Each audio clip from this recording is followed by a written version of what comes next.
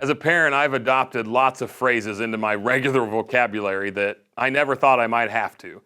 I have two boys, a 6-year-old and an 8-year-old, and now the 8-year-old's name is Colby, and he's just like his mom. He's kind-hearted, he's smart, compassionate, he gives me hope for the future of our world. His younger brother's name is Caleb, and he's just like his dad, who happens to be me. And, well, we hope Colby makes enough money to bail Caleb out of jail when they get older. Actually, in all seriousness, I can't complain. Both my kids are huge blessings in my life, but they have led me to say things I never thought I'd have to say. Things like, stop running around naked all the time.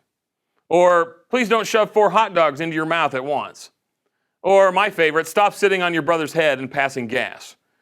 But there are a couple of things that I seem to need to repeat over and over again with two boys. The first one is this: just because you could do it doesn't mean that you should do it. We use this one a lot with both of them, and I usually get but Dad, I could climb that tree, which is 20 feet in the air. No problem. Well, just because you could do it, son, doesn't mean you should. Or, Dad, I could just eat that whole pie right now. I'm that hungry. Well, just because you could do it doesn't mean that you should. The other phrase that gets used a lot in our house is actually more specific to the older one most times, and it's this. It's don't do that because then your brother's going to want to do it, and he shouldn't be doing it. Paul talks in this passage about taking care of looking out for weaker brothers and sisters in Christ and not doing anything that would cause them to stumble in their newfound faith, even if technically it's okay for us to do.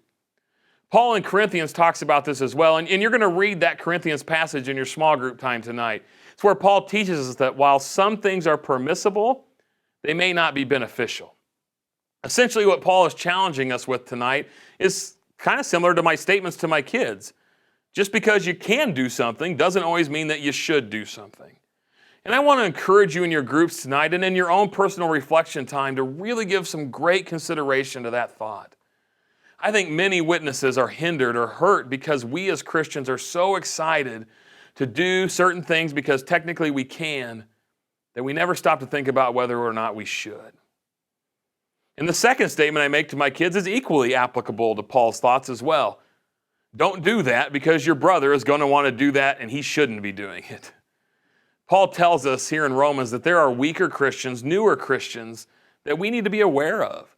And while there may be some things that we as more mature believers are able to do or be around or be a part of and not be led into sin, our weaker, younger, newer brothers and sisters may not be. And if something I'm allowed to do would lead someone else to sin, then it's not something I should be doing. Remember, we're all in this together. And your small group, your large group, whatever group you're a part of, all will be full of vastly different people with vastly different backgrounds, and all of us are on different parts of our journey with God. So be aware and look out for others above yourself. The Life Application Bible has some really good teaching on this. And it says this, it says dependent, independent, and interdependent. How would you describe your experience relating with other Christians? It says when we are weak, we're dependent, relying on others and needing their encouragement. But when we're strong, we tend to live on our own, feeling as though we need no one else. We're independent. But it goes on to say that Paul challenges us to grow beyond thinking, I can do it myself. Instead, we're called to be interdependent, living for each other. It isn't enough simply to avoid conflict. We must handle our differences in a way that strengthens each other, because that's what God has told us to do. We can help each other, it says, by encouraging, edifying, and equipping. We need to know that our brothers and sisters in Christ want the best for us. We're in this together. I hope the study that we've done together has led you down a road that has brought you closer to Jesus than when you started. And as we wrap this up tonight, take some time to share with your group how God has changed you during these last few weeks and months. And never stop letting God mold you and shape you as you journey through this life with Him.